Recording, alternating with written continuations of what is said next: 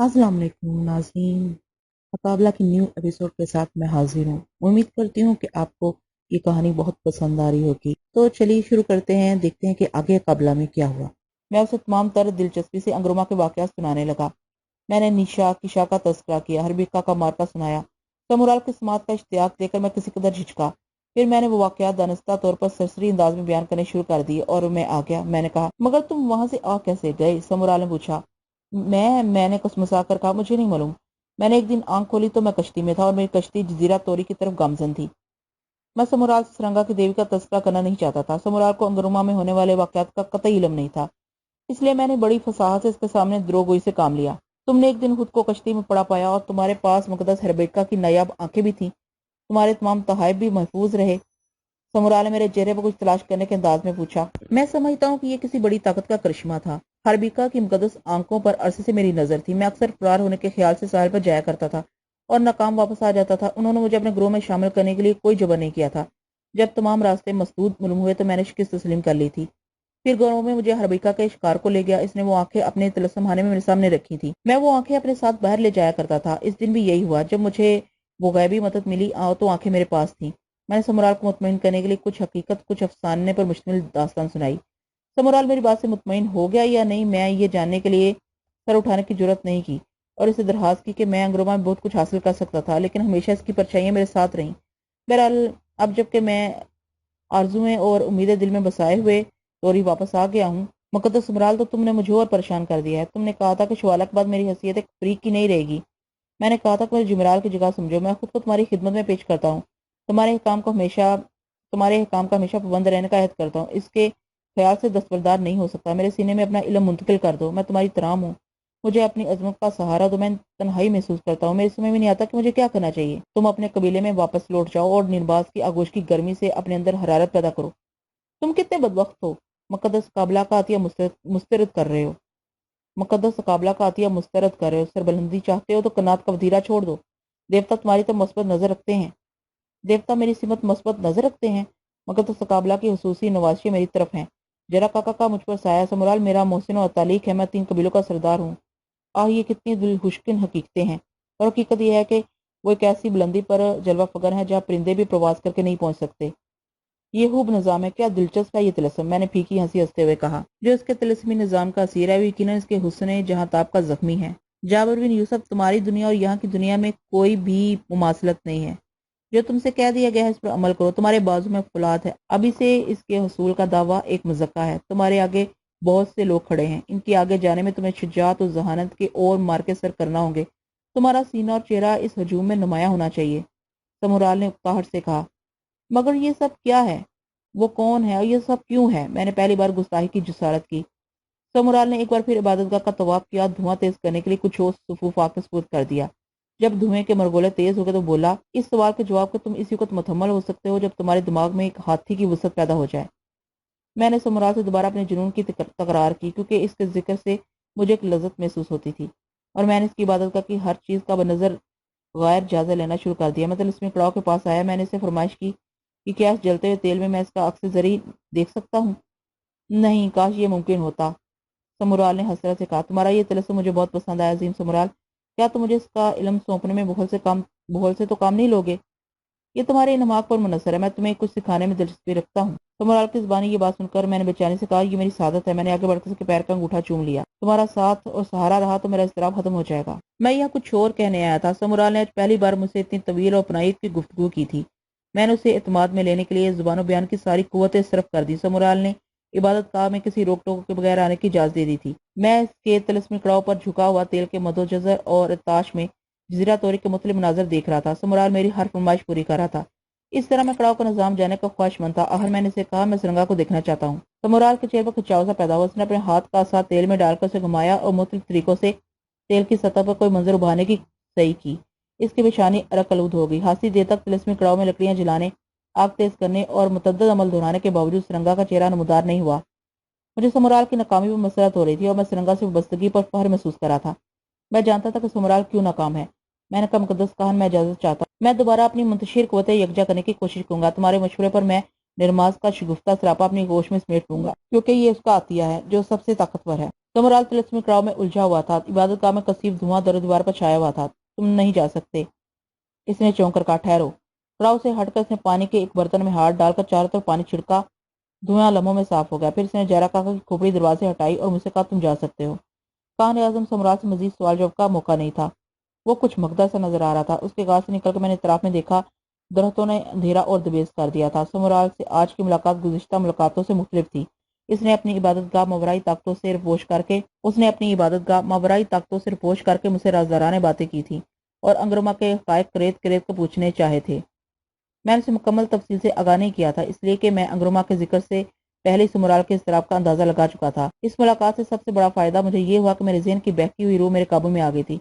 समराल के अंदाजे बयान ने मुझे बाज़ नाजुक और हसास बातों की तरफ तवज्जो देने का मौका फराहम कर दिया था। इस तलस्मी निज़ाम का हाका मेरे ज़हन में तरतीब पा रहा था और अब मैं अपनी कोताहियों और खुशहतमादियों के बारे में कोई माकूल राय कम कर सकता था। यूं हम सब लोग एक दूसरे के हरीफ थे और यूं हम सब लोगों को इसके सेहरे हुस्न ने जकड़ रखा था। मेरे अज़ाइम ना इस वक्त इतने पुस्त थे कि मैं टूट कर जमीन पर लेट जाता, ना इतने बुलंद कि मुझे अपने बाजुओं की मछलियां तड़पती महसूस होती। मैं एक मोतदल शख्स था और मुझे नरमाज का आतिशी बदन इस सिमत रागब कर रहा था जहां मैं उसे छोड़कर आया था, बस्ती से दूर उस दरख्त के नीचे। वो वहां नहीं थी। मैंने उसे आवाज दी, ए चमनेजार काबला की कली, मोहतरम नरमाज, तुम कहाँ हो? मेरी इन गाँव के सामने जलवागर हो और देखो मेरी इन गाँव में शर्मसारी और मेरे कलम में बेकरारी है। आओ कि मैं अपने तशन्नुज और इसरार पर मलामत कर चुका हूँ। आओ कि मेरा बदन जल रहा है। उसके हिरकन वजूद के इज़हार होने में देर हुई तो मुझे अपने जलते हुए बदन में सर्दी सी महसूस होने लगी। और नाराज तो नहीं हो गई? कहीं वो कसरे काबला वापस तो नहीं चली गई? मैं उसे आवाज़ें देता रहा और अपने गुज़िश्ता रवैये पर नदामत का इजहार करता रहा। मेरा हलक खुशक होने लगा। सुबह कज़ब से कुछ देर कबल वह नमदार हुई। नरमाज, मैंने हाँफते हुए कहा, बाज़ औक़ात महज़ब दुनिया के रिश्तों और आदाब से मेरा इल्हाक हो जाता है। मैं ये भूल जाता हूँ कि एक वसी समंदर दरमियान में है। मैं कान आज़म समराल के पास गया था। उसने मुझे एहसास दिलाया कि मैं किस जगह खड़ा हूँ, मेरा मुकाम क्या है। मैं सरकशी और सरशारी का मुजाहरा करते हुए नरमाज को बस्ती में ले आया। बस्ती की गलियों में रात भर के थके हुए मखमूर लोग ऊंधे पड़े थे। उन्हें अपने जिस्मों का होश नहीं। नरमाज मेरे साथ मेरे झोपड़ीनुमा मकान में आ गई। नरमाज को कोई देख नहीं सकता था, इसलिए सरिता की मौजूदगी का कोई खौफ नहीं था। मैंने उससे कहा, मैं बुलंद आवाज में कोई बात नहीं करूंगा। उसने कहा, तुम सिर्फ फोन खोलना, मैं इनकी हरकत से मानी अहस कर लूंगी। तो मैंने उसे आस्तिकी से कहा, यहाँ प्याल के नरमो नाजुक बिस्तर पर मेरे पहलू में दराज हो जाओ। उसने जवाब दिया, तुम्हारी शुजात और जुनून के तस्करे जो मैंने सुने थे वो सच हैं। वो मेरे दिल से करीब हुई। सुबह में वक्त कम था। जब आफ्ताब ने अपनी किरणें जमीन पर तकसीम करनी शुरू की और मेरा हमार टूटा तो मैं ज्यादा तंदही से अपने बारे में सोचने लगा। तिरंगा कहता था कि हमें महजब दुनिया में वापसी के इम्कानात हमेशा सामने रखने चाहिए। तिरंगा के पास एक अजीम देवी थी, एक छोटी सी मूर्ति जो एक मुकम्मल औरत की शक्ल इख्तियार करके कबले यकीन कारनामे अंजाम दे सकती थी। और यह अपनी मूर्ति के सेहरकारियां छुपा नहीं सका था, इसलिए कई बार मातूब करार पा चुका था। सुबह होते ही मैं अपने ठिकाने से उठा और निर्माज से कहा कि मुझसे दूर दूर ना रहे। नरमाज ने खुशदाई से मेरी ख्वाहिश पर हर वक्त नमदार होने का वादा किया और नजरों से ओझल हो गई। इसके जाने के बाद मैंने फराजो जरामे को तलब किया। रात भर जश्न में डूबे रहने की वजह से उनकी आंखें बोझल हो रही थी। मैंने अपने लहजे में वजन पैदा किया और बोला, मोज़ेज़ जरामे और फराजो, तुम्हारे सरदार जाबिर बिन यूसुफ ने तोरी के दूसरे कबीले के सरदार शवाला को शिकस्त दे दी है और वो अब दोनों कबीलों का हुक्मरान है। तुम्हारा सरदार महसूस करता है कि मुकद्दस मुकाबला की शुनूदी के लिए सिर्फ यही मुनासिब काफी नहीं है, वो 3 कबीलों का सरदार रहे। इसका मुकाम शुजात के अलावा भी बुलंद होना चाहिए। बेशक, फराजो जरामे ने बेयक जुबान होकर कहा, मोजिज लोगों पास ये लाजिम है कि कबीले की बेशतर जिम्मेदारियां वो अपने नायबीन को सौंप दे और खुद हुसूल इल्म और देवताओं की नज़र में अपना मर्तबा बुलंद करने के लिए बस्ती से दूर जंगलों में चला जाए। मैंने कहा, फराजो जरामे को मेरे तहदुब की तब्दीली पर हैरत हुई होगी। उन्होंने अपने सर झुका दिए और फिर अतात फरमाबरदारी की अलामत के तौर पर जमीन पर लेट गए। मैं जो कहता हूँ इसे अपने ज़हनों में महफूज कर लो। मैं तुम दोनों को अमानतन तोरी की नियाबत दे रहा हूँ। शवाला के कबीले की नियाबत और दोबारा आबादकारी जरामे के सुपुर्द की जाती है और मेरे कबीले का नायब फराजो है। कबीले में ऐसी हदबंदियां खत्म कर दी जाएं जो शवाला और कलारी के ज़माने में थी। ज़मीन और आबादी निसफ निसफ तकसीम कर ली जाए। मैं यहीं तोरी में मौजूद रहूंगा, तुम दोनों के काम का जायजा लेता रहूंगा, लेकिन कबीले के फैसले, इंतजामी अमूर, ग़िज़ा और पनाह के मामला तुम दोनों को इस कदर संभालने होंगे जब तक मैं खुद ये अमूर अपनी निगरानी में ना ले लूँ। कबीले की हर नौजवान लड़की सबसे पहले मेरे मुलाजे के लिए पेश की जाएगी। मेरे इस जुमले पर उन्होंने हैरत से सर उठाकर देखा, लेकिन मैंने अपने अहकामात जारी रखे। तुम अहम मामलात में किसी भी वक्त अपने सरदार से मशवरा कर सकते हो। तुम जानते हो जाबिर बिन यूसुफ ने यह मुकाम किस तरह हासिल किया है। तुम्हें मालूम है इसके पास कैसे कैसे नादर तहफ़ मौजूद हैं। तुम इस अमर से भी वाकिफ होगे कि मुकद्दस काबला की शुनूदी हासिल है। सरकशी और साजिश की सजा बहुत शदीद हो सकती है। मैंने शिपाली ज़रामे के जिस्म पर फेंक दी और वो तड़प कर जमीन पर लौटने लगा। اس کی کمر میں ایک بڑا داغ پڑ گیا تھا۔ مقدس چوبی اسدہ متحرک کر کے میں نے فرازو کی طرف روانہ کر دیا۔ فرازو کے جسم پر رنگنے لگا اور فرازو خوف و ہراس کے عالم زرامے کا اتباع کرنے لگا۔ پھر اسدہ شپالی منہ میں لیا اور میرے گلے میں لٹک کر دوبارہ ساکت ہو گیا۔ میں نے ان دونوں کو کھڑے ہونے کا حکم دیا۔ تم نے دیکھا؟ ہاں جابر بن یوسف، اے مقدس سردار، زرامے نے احترام سے کہا۔ تمہیں اپنے نوادوں کو زحمت دینے کی ضرورت نہیں ہے، تمہارا مقام ہمارے کلب میں کنندہ ہے، ہم تمہارا بہترین ہتھیار ثابت ہوں گے۔ فرازو نے بھی اسی قسم کے کچھ جملے ادا کیے۔ ترنگا کی نوجوان لڑکی سریتا اس مکان میں رہے گی اور تم دونوں اس کی خواہش مقدم سمجھو گے، اس کے لیے بہترین غذائیں خادمائیں مہیا کرنا تمہاری ذمہ داری ہے۔ دونوں نے روایتی طور پر اطاعت کا مظاہرہ کیا۔ انہیں واپسی کا حکم دے کر میں سریتا کے کمرے میں آیا۔ اس کے بدن پر توری کی لڑکیاں جڑی بوٹیوں کے تیل سے مالش کر رہی تھیں۔ اچھی خوراک اور مسلسل آرام کے باعث سریتا کا حسن نکھر آیا تھا۔ آئندہ دنوں میں شوالا کے قبیلے سے آئے ہوئے لوگ اپنے علاقے میں منتقل ہونے لگے۔ ان کی منتخب لڑکیاں میرے ملاحظے کے لیے پیش کی جاتی رہیں۔ میں نے چند معیاری دوشیزائیں علیحدہ کر کے باقی لڑکیاں زرامے اور فرازو کے سپرد کر دی۔ میں 2 دنوں تک یا تو نرماز کے ساتھ رہا یا اپنی سیاہ فام خادماؤں کے ساتھ۔ میں نے اپنے قبیلے کی چیزہ لڑکیاں اپنے لیے وقف کر لی۔ میرا مکان ان 2 دنوں میں عورتوں سے بھرا رہا۔ سریتا خاموشی سے یہ تغیر دیکھ رہی تھی۔ 2 دنوں کی کسل مندی کے بعد میں کان اعظم امرال کی خدمت میں حاضر ہوا اور اسے اپنے فیصلے سے مطلع کیا۔ میں جزیرہ طوری کے دونوں قبیلوں کے لیے نائب مقرر کر کے اس کے پاس حصول علم کے لیے آیا ہوں۔ میں نے مشال کی لو میں دائیں ہاتھ کی چھوٹی انگلی جلا کر عہد کیا کہ میں ہمیشہ اس کا وفادار اور مطیع رہوں گا۔ میں نے کہا یہ سب مقدس مقابلہ کی بارگاہ میں رسائی حاصل کرنے اور اپنی قوت و عظمت بڑھانے کا اقدام ہے۔ میری آمد سے کان اعظم کی آنکھوں کی چمک بڑھ گئی اور اس نے شفقت سے میرے سر کے بال کھینچ لیے۔ میں نے فوراً غار سے باہر جا کر ایک ہرن شکار کیا، اس کی کھال ادھیڑ کر عربی ذائقے کا گوشت بھون کر سمرال کو کھلایا۔ مجھے معلوم تھا کہ یہ اس کی مرغوب غذا ہے۔ وہ مجھے غار کے ایک تاریک گوشے میں لے گیا اور کسی کھو سے اس نے پتھر کا ایک برتن نکال کر اس کا محلول میرے جسم پر اڈیل دیا۔ یک مجھے ایسا محسوس ہوا جیسے محلول میرے مساموں میں داخل ہو رہا ہے۔ مجھ پر ایک نشہ ور کیفیت طاری ہو گئی اور میں نے نشے کی حالت میں سمرال سے اپنی بے پناہ عقیدت کا اظہار کیا۔ تاریکی بر اعظم میں اپنے عزائم بتائے اور اقابلہ کی بارگاہ میں پہنچنے کے لیے بڑے بڑے دعوے کیے۔ یہ پہلا بھی دن تھا کہ رسمی طور پر سمرال نے مجھے شکیلت کی حیثیت سے قبول کر لیا ہے۔ سب سے پہلے اس نے مجھے عصا کا طلسمی وظیفہ بتایا اور مقدس جارا کاکا کی تعریف و توصیف کا ایک مرکب جملہ رٹایا جسے حفظ کرنے میں مجھے خاصی دیر لگی، اس لیے کہ اس کی زبان میری فہم سے بالا تھی۔ اس جملے کی مسلسل ادائی کا جاز تھا کہ طلسمی کڑاؤ پر مجھے دسترس ہو گئی۔ اس وقت کان اعظم فیاضی پر آمادہ تھا۔ میں نے کڑاؤ کے نیچے آگ جلا کر سمرال کا مخصوص صفوف تیل میں ڈال کر کوشش کی کہ سرنگا کو دیکھ لوں، لیکن سرنگا نظر نہیں آیا۔ پھر میں نے اپنے مکان میں سریتا کو دیکھنا چاہا۔ مجھے کامیابی ہوئی۔ سریتا کا بدن بکھرا ہوا تھا، وہ پیال کے بستر پر دراز تھی اور کچھ سوچ رہی تھی۔ میں نے اسے جی بھر کر دیکھا، وہ بڑی اداس معلوم ہوتی تھی۔ اس منظر سے میری طبیعت میں بے چینی پیدا ہوگی۔ میں نے زرامے فرازو کی مصروفیات دیکھی۔ قبیلے میں تیز کام ہو رہا تھا۔ پھر اچانک مجھے ڈاکٹر جواد کا خیال آیا۔ شوالا اور میرے مقابلے سے ایک دن بیشتر وہ مجھے زہریلی بوٹی کھلا کر غائب ہو گیا تھا۔ میں نے تیل کی سطح پر اسے غار میں بیٹھا دیکھا۔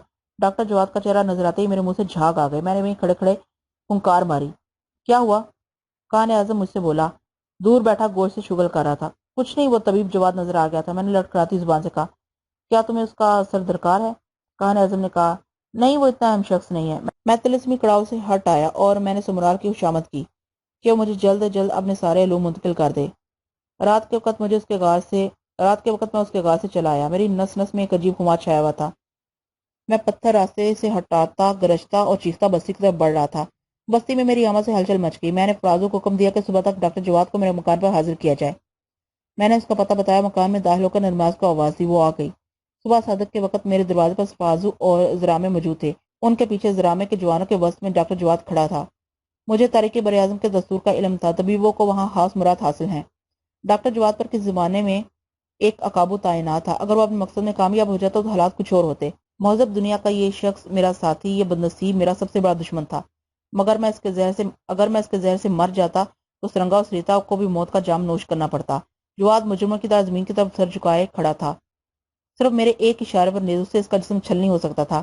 سریتا بھی باہر آ گئی تھی اور حقارت سے اس بغیر شخص کو دیکھ رہی تھی۔ ڈاکٹر جواد کی گرفتاری کی اطلاع ملتے ہی نرواز رخصت ہو گئی تھی اور میں سوچ رہا تھا کہ اپنے غصے کا اظہار کس طرح کروں۔ ڈاکٹر جواد، کیا تمہیں اب بھی کسی روایت کی توقع ہے؟ مجھے اپنی غلطی کا اعتراف ہے سیدی، اس نے حجالت سے کہا۔ فرعون بے سما، تو اسے غلطی کہتا ہے؟ یہ کمینگی ہے سیدی جابر، یہ کمزرفی ہے، وہ مردہ آواز میں بولا۔ سارے الزام تیرے لیے ہیچ ہیں، تو یقیناً ایک کرب نہیں ہے، تیرے خون میں خرابی ہے۔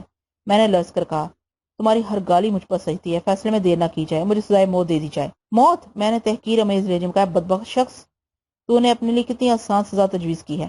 میں ہر سزا کے لیے تیار ہوں۔ میں نے تمہارے اعتماد کو دھوکہ دیا سیدی جابر، اب کوئی ندامت میری غلطی کا تدارک نہیں کر سکتی۔ ڈاکٹر جواد، کیا تیرا دماغ ابھی ٹھیک نہیں ہوا؟ تجھے معلوم ہے کہ تیرے ساتھی نے جزیرہ توری میں کتنی منزلیں سر کر لی ہیں؟ مقدس قابلہ کی نظروں میں اس کا کیا مقام ہے؟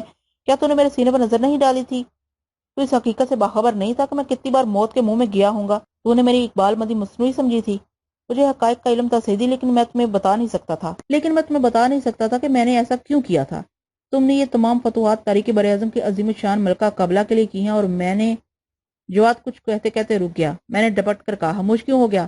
صاحب کیوں نہیں کہتا کہ تو اپنے ایک ساتھی کی درخشانی سے ناخوش تھا؟ تو حاسد ہے۔ یہ غلط ہے سیدی، لیکن میری بساط لٹ چکی ہے، اب کسی جرح کی ضرورت نہیں ہے۔ میں اپنی وکالت نہیں کر رہا ہوں، میں سزا کا منتظر ہوں۔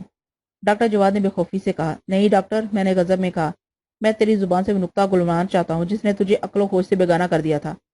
اس نے خاموشی غنیمت سمجھی، لیکن اس خاموشی نے میرے قہر میں اور اضافہ کر دیا۔ میں نے چیخ کر اپنا سوال دہرایا۔ جلد بازی میں کوئی فیصلہ کرنا دانشمندی کے منافی تھا، جو کہ قابلہ اس پر مہربان رہ چکی تھی۔ میں اپنے نیزوں کو حرکت دے سکتا تھا جو اسے نشانے پر لیے ہوئے تھے، مگر میں نے ایسا کوئی حکم نہیں دیا۔ میں نے ڈاکٹر جواد کے لیے کسی اندھیرے غار میں قید تنہائی کی سزا کا ارادہ کر لیا۔ پھر میں اس خبیث کو سزا سنانے کا اعلان کرنے ہی والا تھا کہ خلاف معمول دور سے سرنگا آتا دکھائی دیا۔ وہ تیز قدموں سے آ رہا تھا۔ محترم سرنگا، تم اچانک کیسے آ گئے؟ میں نے اسے خوش آمدید کہتے ہوئے کہا، ذرا ٹھہرو، اس وقت میں مقدمے کا فیصلہ کر رہا ہوں۔ سرنگا، کیا تم اپنے اس مہذب ساتھی کو پہچانتے ہو؟ میں اسی سلسلے میں غار سے اٹھ کر آیا ہوں۔ سرنگا نے آہستگی سے کہا، تو میرے ساتھ اندر چلو۔ کیا تم اس کی سفارش کرنے آئے ہو؟ میں نے ناراضی سے پوچھا۔ ہاں، مجھے اس کا حق پہنچتا ہے، میں تم سے فیصلے بدلوا سکتا ہوں۔ سرنگا، یہ قابل گردن زنی ہے۔ بے شک، لیکن میں اس کی معافی کی درخواست کرنے آیا ہوں۔ کیوں؟ تم اس کا جرم جانتے ہو؟ میں نے جھلا کر کہا، اسے چھوڑو سیدی جابر، دوبارہ اس سے ایسی حماقت سرزد نہیں ہوگی، میں تمہیں یقین دلاتا ہوں۔ سرنگا نے پرتماد لہجے میں کہا، سرنگا، یہ ڈاکٹر جواد ہے۔